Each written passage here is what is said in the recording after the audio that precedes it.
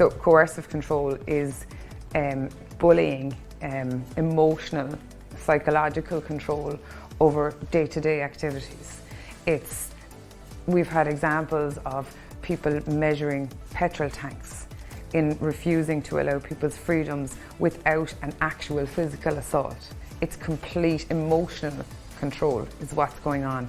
So much so that sometimes the victim themselves doesn't even realise it until it's got to the point where the coercive control has escalated now into physical control, because such is the position that the abuser is now in.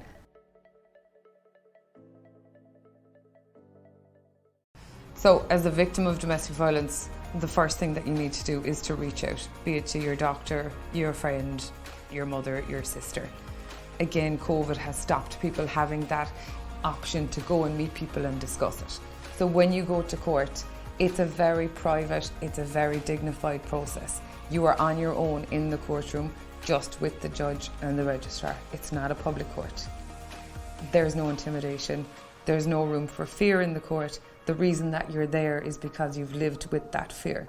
So you go and you make your application and you get the options available to you from the court to give you the protection that you clearly need.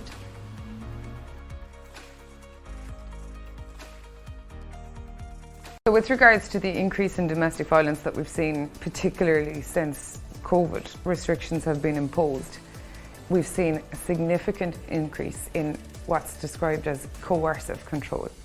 So I suppose generally the traditional domestic violence images would be of shouting and screaming and physical assaults and guards being called and general hysteria. Coercive control is a very sneaky, subtle bullying type of control that takes over silently, sometimes within a house where to the outside it appears that there's absolutely no problem.